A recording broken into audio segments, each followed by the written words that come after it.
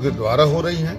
अब मुझे ये समझ में नहीं आ रहा है कि ये महिला जो खड़ी हुई है कांग्रेस पार्टी से, ये महिला गला को टाके हमारे जो मोहल्ले हैं लालपुरा कहलाता है, इसमें आके क्या कर रही थी। जानकारी ये भी मिली है कि इन लोगों की जो गाड़ियां आई वो आई हत्या करने के उद्देश्य से। जानकारी मिली कि इनकी गाड़ियों में हथियार, असला, गोला बारूद, तमाम प्रकार के पिस्टलें और उसके कारतूस, ये सभी जब्त हुए हैं। मेरे पास में उसका रिकॉर्डिंग भी आई है। तो सागर जिले की रहली विधानसभा क्षेत्र के गड़ाकोटा में बीती शाम जमकर बवाल हो गया था, जिसमें रहली विधानसभा से कांग्रेस प्रत्याशी ज्योति पटेल की गाड़ियों के साथ भारी तोड़फोड़ की गई थी। वहीं ज्योति पटेल ने अपने फेसबुक अकाउंट पर लाइव करते हुए मंत्री और भाजपा प्रत्याशी गोपाल भार्गव पर गंभीर आरोप लगाए थे और इस सब के पीछे उन्होंने गोपाल भार्गव का हाथ होना बताया था। तो वहीं गोपाल भार्गव का एक बड़ा बयान सामने आया है, जिसमें भाजपा प्रत्याशी गोपाल भार्गव ने चौंकाने वाली बात कही है। क्या कहा गोपाल भार्गव ने, जरा आप भी सुनिए। और संभावना यह भी है कि एक राष्ट्रीय पार्टी के होने के बावजूद भी ये जो सामने कांग्रेस पार्टी के उम्मीदवार खड़े हैं, इनकी जमानत भी जब्त हो सकती है। तो अपने कमजोरी को छिपाने के लिए, अपनी हार को छिपाने के लिए, या हार के कुछ भी कारण बताने के लिए कि अरे साहब क्या करें, ऐसा हो गया वैसा हो गया, कुल मिला के ये आशंका, भय, इसको हम क्या कह रहे हैं, इसकी परिणति है जो ये सब नौटंकियां हो रही हैं, जानबूझ के हो रही हैं, इन्हीं के लोगों के द्वारा हो रही हैं।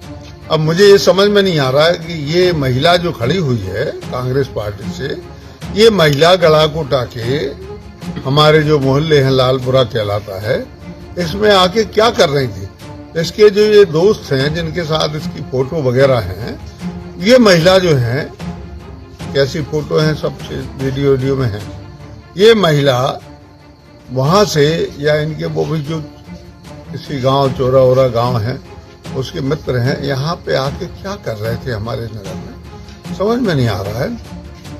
कुल मिला के मैं इस विषय को समझने का प्रयास कर रहा हूँ। जानकारी ये भी मिली है कि इन लोगों की जो गाड़ियां आई वो आई हत्या करने के उद्देश्य से।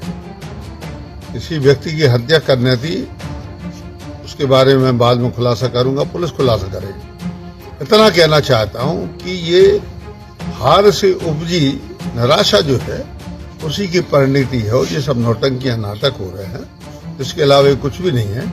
अन्यथा कैंडिडेट जो रहता है वो अपनी दूसरे दिन, मतदान के दिन रात को, दूसरे दिन सुबह अपने घर पर बैठकर, अपने कार्यालय में बैठकर रिपोर्टिंग लेता है, कितनी मतदान हुआ, क्या हुआ, क्या नहीं हुआ। यहाँ पे आके और इस प्रकार से मैं मान के चलता हूं कि हथियार बंद होके गाड़ियों को लाव लश्कर लेके आना और बस्ती के लोगों को आतंकित करना, तो ये तो गला घुटा है। ऐसी बात तो है नहीं कि कोई आदमी ऐसी बात सहन कर ले।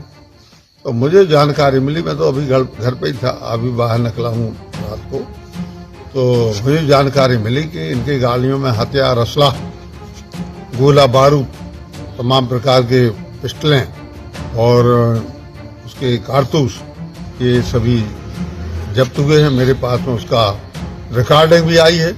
तो ये तो ऐसा नहीं है कि हमारे गांव के किसी भी व्यक्ति की हत्या करके और ये हत्याकांड करके चले जाएं डरा के कि अगली बार चुनाव में कोई खड़ा नहीं हो इन गुंडों के सामने।